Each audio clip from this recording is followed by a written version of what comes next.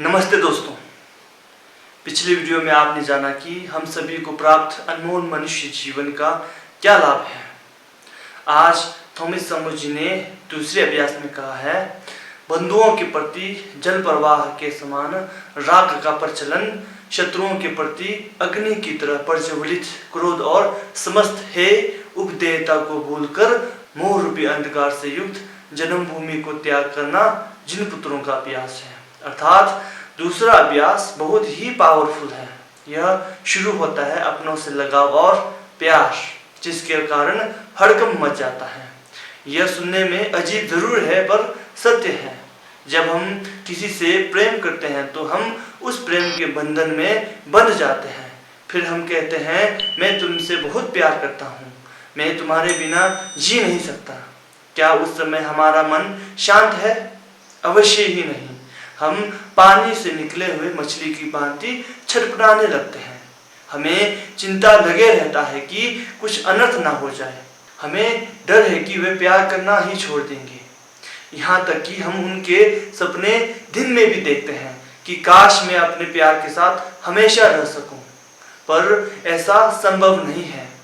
और हम उनके साथ दुश्मन बन जाते हैं जो हमारे पसंद को नापसंद करते हैं। लगाव और प्रेम दोनों समान हैं, क्योंकि दोनों ही हमें आकर्षित करते हैं, लेकिन वास्तव में दोनों का इमोशन बिल्कुल अलग है। हम किसी से लगाव करते हैं क्योंकि वह हमारी आवश्यकताओं को पूरा करता है। इसके अलावा हमारी कई भावनाएं भी जुड़े हुए होते हैं। मैं आपसे प्यार करता हूँ क्योंकि आप मुझे अच्छा महसूस कराते हैं। हम सोचने लग जाते हैं कि ऐसा क्या किया जाए जिससे हमारा प्यार और गहरा हो जाए। इसी दौरान हम बिल्कुल अशांत हो जाते हैं। हम निश्चित रूप से डगमगा जाते हैं। हाँ या ना जवाब कमेंट में जरूर बताना। दूसरी ओर जो प्यार और प्रेम हम धर्म के मार्ग पर उत्पन्न करते हैं, वह प्रेम बेशर्त होते हैं। हम यही चाहते हैं कि सभी लोग प्रसन्न हों, सभी के भीतर खुशी के कारण हों, बिना किसी शर्त के और बिना किसी उम्मीद के कि वे लोग मेरे लिए क्या करेंगे और कितने अच्छे से मेरा सम्मान और बर्ताव करेगा। दूसरा है नफरत, अपने शत्रु से नफरत, मतलब भीतर अग्नि की तरह जलना। इसमें हम अपने शत्रु को शायद ही हानि पहुंचाने में सफल होंगे, पर स्वयं को इससे अवश्य ही पीड़ा होगा। शत्रु से मेरा अर्थ है नापसंद, और नापसंद कोई भी हो सकता है। जैसे आप रास्ते से जा रहे हैं और बिना किसी कारण के आपको कोई भला बुरा कह देते हैं, उसके प्रति नापसंद। कोई चोर आपके सामान चुरा लेते हैं, उसके प्रति नापसंद। आपका बच्चा आपकी गाड़ी का टायर पंचर कर देते हैं जबकि आपको एक जरूरी मीटिंग में पहुंचना होता है, तो उसके प्रति नापसंद। तात्पर्य यह है कि जिनके प्रति आप अशांत से बढ़ जाते हैं वे आपके शत्रु होते हैं। भ्रम के अंधेरे में हम भूल जाते हैं क्या त्यागना है और क्या अपनाना है। जब हम उलझन में होते हैं और टेलीविजन और सोशल मीडिया के द्वारा और उलझन में डालने पर हम यह भी नहीं समझ पाते कि अब क्या करना है। हम भूल जाते हैं कि परम सुख का मार्ग क्या है। हमारा नैतिक आचरण अस्पष्ट हो जाता है। तब हम सोचने लग जाते हैं कि शराब और ड्रग्स से सुख मिलता है, बल्कि सुबह सवेरे उठकर मेडिटेशन अर्थात ध्यान करने से कष्ट होता है, जबकि यह दोनों बिल्कुल उल्टे हैं।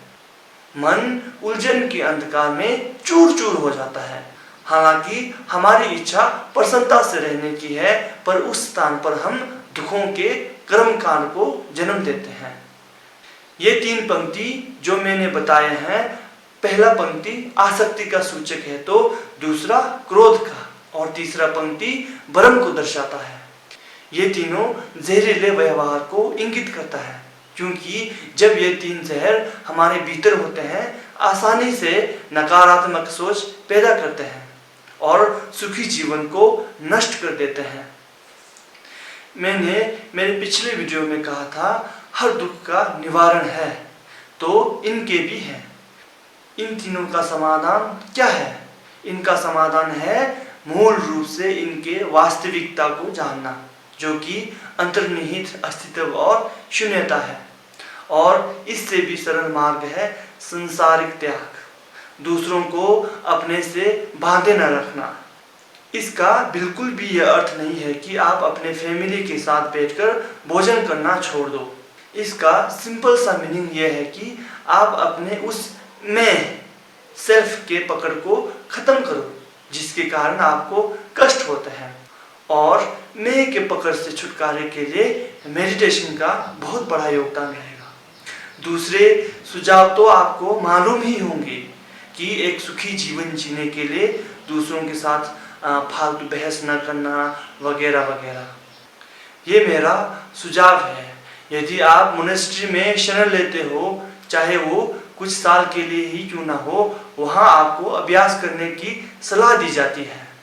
मोनेस्ट्री में आपको सिखाया जाता है कौन सा मार्ग छोड़ा जाना चाहिए और कौन सा मार्ग अपनाया जाना चाहिए, वो भी तर्क के आधार पर। अगर आप अपने परिवार और दोस्तों के बीच ही रहेंगे तो आपका व्यवहार भी उनके जैसा ही रहेगा। मैं आपको कल ही घर छोड़ने की सलाह नहीं दे रहा हूँ।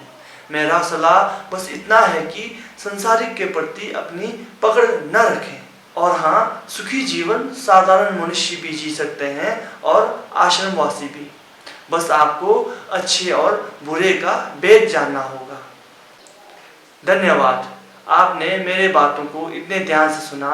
मेरे आने वाली वीडियो और भी जानकारी भरा होगा। तो अगर आपने अब तक चैनल को सब्सक्राइब नहीं किया हो तो सब्सक्राइब कर दीजिए और साथ ही साथ बेल आइकन को भी क्लिक कर दीजिए, जिससे आप मेरे वीडियोस देख पाएंगे।